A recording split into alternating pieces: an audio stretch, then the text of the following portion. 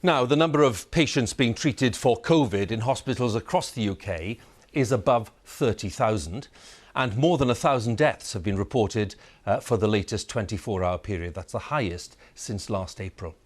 The London area is at the centre of the crisis as we speak, and our medical editor Fergus Walsh has been allowed to film inside the intensive care unit at London's University College Hospital. It is one of the city's busiest. The extended report, filmed by Adam Walker and produced by Noel Titheradge, will shock and upset many viewers. Intensive care is under pressure like never before. After Christmas, it just sort of hit me. I've seen a couple of people within the short time that I spent in a hospital, they didn't make it. From a relentless rise in COVID admissions. How long can you keep going like this? At this pace, I think we've got about a week. Staff fear burnout. I'm here. The nurses are broken. The physical and mental load is huge. The toll is immense. My emotions are all over the place. Scared, sad, petrified, worried. This should be an operating theatre, but there's no surgery here. Instead, it's been converted into an intensive care unit. The number of COVID patients in London's hospitals has doubled in just 2 weeks. They're more stretched now than at the peak last April.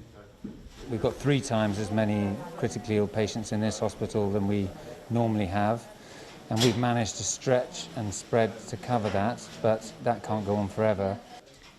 Intensive care is expanding across University College Hospital, a children's area now for desperately sick adults. Every day, more wards are being transformed into ICU, ready for the next influx. But senior staff are worried. Got plans that we can expand for another week at this rate, but after that we really need to see it slow down, or we're going to see the care we can deliver suffer, I think. We'd be running so thin on staff that you just physically couldn't look after critically ill patients. 1, 2, 3, 4, 5, 6. It would be ideal if we had one more per. The ventilated patients are turned twice a day. Lying on their front, proned, helps get oxygen to their lungs. 9 staff are involved in this delicate procedure. Okay, we're going to go all over on 3. 1, 2, 3. To ensure breathing tubes, drug lines, all the paraphernalia of critical care are not disturbed. Thank you. COVID has made this a winter like no other. Attila is 67. Over the holidays, coronavirus spread through his family. After Christmas, it just sort of hit me. It just sort of went bang. I just couldn't breathe at all.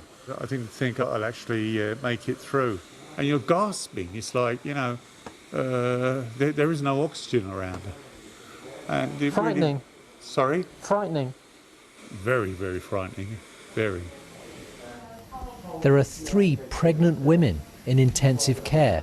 Rachel is due in 5 weeks. Every mother puts her child before herself. Both she and her baby are doing well. They can't do anything that will harm the baby, obviously, and they look after my baby so well.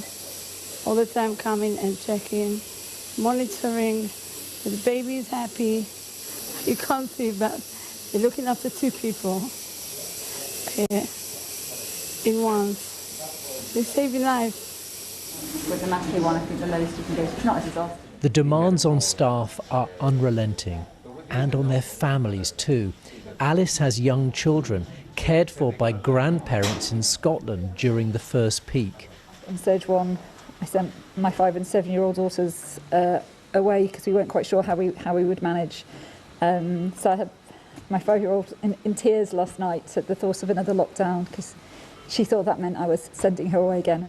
She's most worried about the impact on nurses, the bedrock of care in ICU.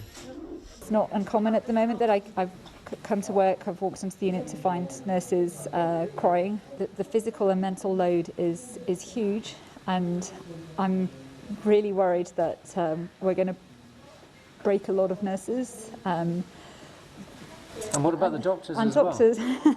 And doctors too. Intensive care nursing is highly specialised. Usually they're one-to-one with patients, now responsible for 3, 4 or 5, with other staff filling the gaps. We're so stressed we have to prioritise, and prioritising care is not what the NHS that I grew up in. We shouldn't have to choose which patient gets what care first. Ashley says she's never had to make decisions like this before. If people asking for your help, you just don't know who to help first.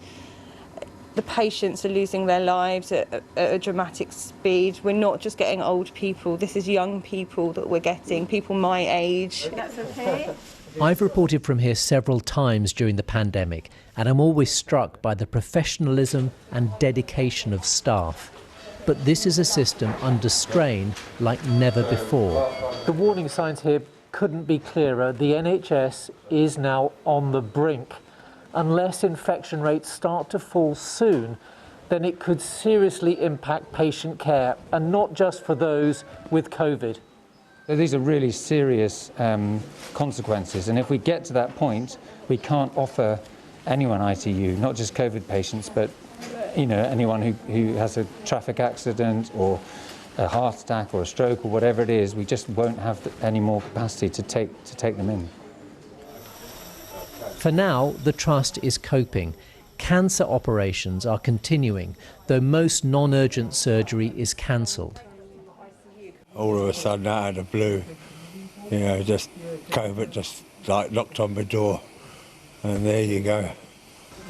Hello, gents.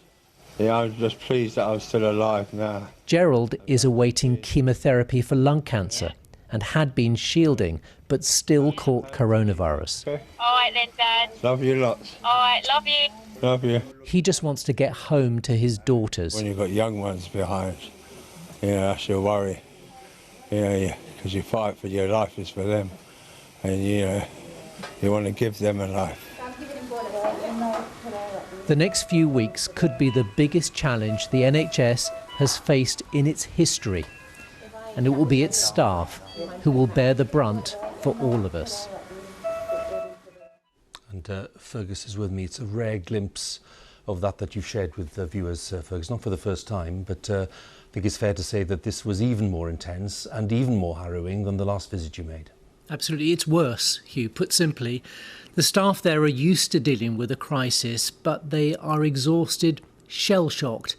I saw some in tears. Now, this is a UK-wide crisis. We now have 30,000 plus COVID patients in hospital across the UK. At the peak in April, it was 21,000. Now, the average age of those patients in intensive care is 60, but many are in their 20s, 30s or 40s.